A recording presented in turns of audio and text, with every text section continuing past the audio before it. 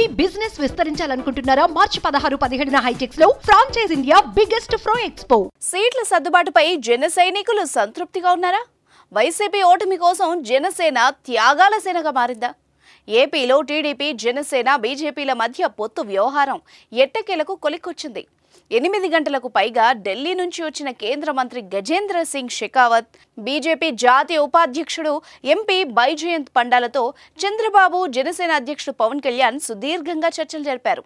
ఏ party ఎన్ని స్థానాల్లో ఏ సీట్లలో పోటీ చేయాలన్న అంశంపై తుది నిర్ణయానికి వచ్చారు.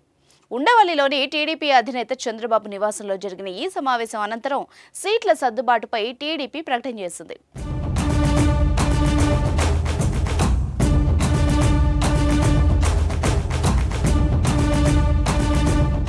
బీజేపీకి 10 అసెంబ్లీ, 6 లోక్సభ స్థానాల్లో పోటీ చేయనుండగా జనసేన 21 అసెంబ్లీ, 2 ఎంపీ స్థానాల్లో బరిలో దిగనుంది.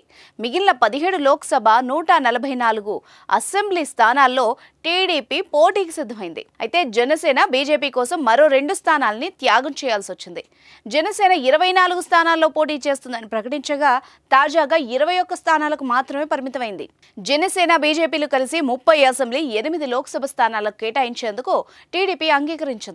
బీజేపీ 6, జనసేన 2 లోక్సభ స్థానాల్లో పోటీ చేయాలన్న నిర్ణయం ఢిల్లీలోనే జరిగింది.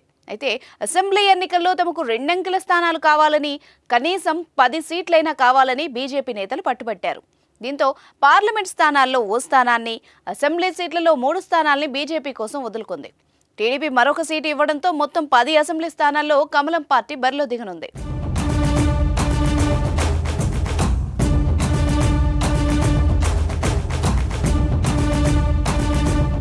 బీజేపీ అరకు, విజయనగరం, అనకాపల్లి, రాజమహేంద్రవరం, నరసాపురం, తిరుపతి లోక్సభ స్థానాల్లో పోటీ చేయనున్నట్టు తెలుస్తోంది. కాకినాడ, మచిలీపట్నం ఎంపీ సీట్లలో జనసేన పోటీ చేయనున్నట్టు సమాచారం. మిగతా 17 స్థానాల్లో వైసీపీని టీడీపీ ఢీకొట్టనుంది. ఇప్పటికే 94 అసెంబ్లీ స్థానాలకు టీడీపీ 5 స్థానాలకు జనసేన అభ్యర్థుల్ని ఖరారు చేశాయి. రెండవ జాబితాను ఈ నెల 14న విడుదల చేసేందుకు టీడీపీ సిద్ధమవుతోంది.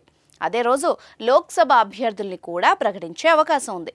ఏదేమైనా జనసేన పోటీ చేసే సీట్ల సంఖ్య తగ్గడంపై జన సైనికుల్లో అసంతృప్తి నెలకొంది.